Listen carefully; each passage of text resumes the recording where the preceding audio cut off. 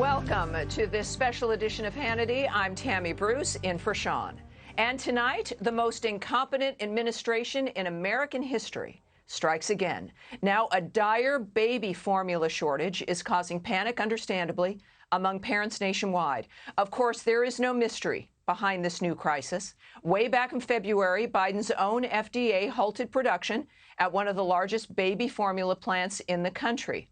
But today, our very indignant president declared that there's just no way he could have seen this coming. Watch this. A lot of parents are watching about baby formula. If you have a message to those parents that you can share while they're listening.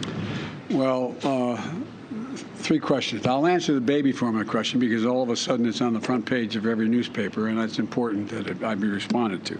Should you have taken those steps sooner before parents got to these shelves and couldn't find formula? If we'd been better mind readers, I guess we could have, but we moved as quickly as the problem became apparent to us. And we have to move with caution as well as speed.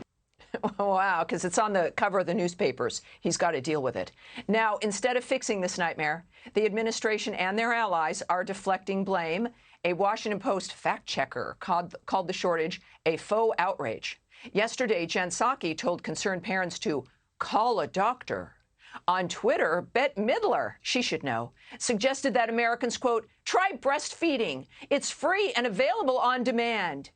Meanwhile, Eric Swalwell blamed GOP Congresswoman Elise Stefanik and accused her of wanting to starve small children because she raised concerns over the government's stockpile of baby formula earmarked for illegal immigrants. And on The View, Sunny Hostin blamed the United States for not having federally paid maternity leave. Yeah, that's the culprit. Watch this. I think the fault lies in the fact that we have terrible maternity leave, because a lot of women would love to be able to stay home and breastfeed their children and take care of their children. And the fact of the matter is we can't do that because we have very limited maternity leave, and we have to immediately go back to work to take care of our families and feed our families. And the government doesn't support us in that. My goodness, it just never ends. Now, while liberals deflect and distract, this crisis is not going away. In fact, no one at the White House seems to know when this serious problem will be resolved. Check this out.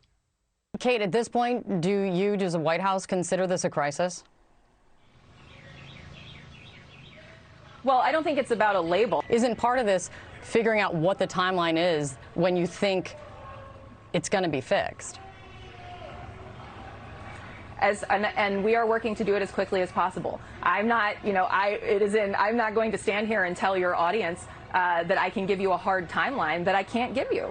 Gosh, yeah, even CNN there seems unhappy. Those are good questions, and they didn't get answers. Hey, Sean Hannity here. Hey, click here to subscribe to Fox News YouTube page and catch our hottest interviews and most compelling analysis. You will not get it anywhere else.